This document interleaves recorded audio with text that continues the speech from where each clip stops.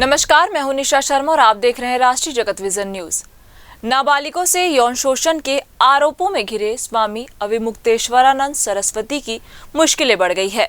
बटुकों की medical report में कुकर्म की पुष्टि होने के बाद आज उनकी अग्रिम जमानत याचिका पर इलाहाबाद हाईकोर्ट में सुनवाई होगी, जिसके बाद स्वामी अविमुक्तेश्वरानंद की गिरफ्तारी और जमानत को लेकर चल रहा संशय साफ हो पाएगा। अगर आज उन्हें अग्रिम जमानत नहीं मिलती तो उन्हें उनकी गिरफ्तारी भी संभव है। देखिए मामले को लेकर उन्होंने मीडिया से क्या कुछ कहा।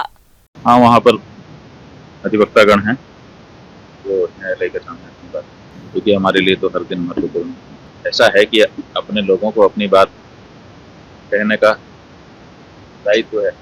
लोग अपनी बात कहेंगे, बाकी तो न्यायालय के अपने विवेक पर निर्भर करता है। अब देखिए, उनकी तरफ से भी प्रयास किया ही जाएगा कि ना मिले, वही यही होता है। तो स्वाभाविक है कि वो अपना काम करेंगे, हम अपना काम करेंगे। ऐसा है कि झूठ की उम्र लंबी नहीं होती है। फरेब जो है एक न एक दिन धराशायी हो जाता है। तो जो झूठ लेकर के आए थे, कहानी बना के लेके आए थे,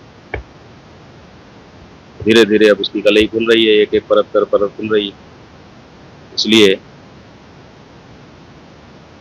लोग जैसे जैसे इस बात को समझते जाएंगे कि ये बनावटी मामला है, वैसे वैसे लोग स्पष्ट होते जाएंगे। भाई खुलना ही चाहिए,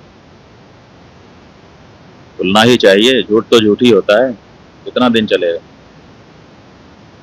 विवेकवान न्यायाधीश के सामने स्पष्टता हो जाएगी। अब ये तो अधिवक्तागण हैं वहाँ पर, और जो प्रमाण है वो सब है ही, सब वहाँ रखे जाएंगे। ये तो नियम ही है कि जहाँ तक रेमेडी होती है वहाँ तक पूछती जाता ही है।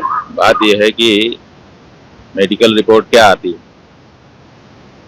उसमें हमारे संलिप्त होने की बात कैसे आ सकती है। आप तो कुछ भी कोई कह देगा मान लेंगे। उन्होंने कह दिया कि मेडिकल रिपोर्ट आ गई और उसमें प्रमाणित हो गया कि इन्होंने कुकर्म किया। ये वक्तव्य हो सकता है, लेकिन आप भी जानते हो, सब जानते हैं कि एक तो इतने दिनों के बाद की गई मेडिकल रिपोर्ट का कोई मायने नहीं, और दूसरे अगर मेडिकल रिपोर्ट दी गई होगी, मेडिकल हुआ होगा, मान लो कि उस बच्चे के साथ ऐसा कृत्य कभी हुआ हो, तो वो निकल करके आ सकता है। लेकिन किसने किया, इसके लिए तो अभी बड़ी मशक्कत करनी पड़ेगी, क्योंकि जो बच्चा हमारे पास कभी आया ही नहीं, उसके साथ हमारे नाम को जोड़ पाना इतना सरल नहीं है। फिलहाल इस खबर में बस इतना ही। देश प्रदेश की खबरों से अपडेट रहने के लिए हमारे चैनल को सब्सक्राइब करें और नई खबरों के नोटिफिकेशन के लिए बेल आइकन जरूर दबाएं।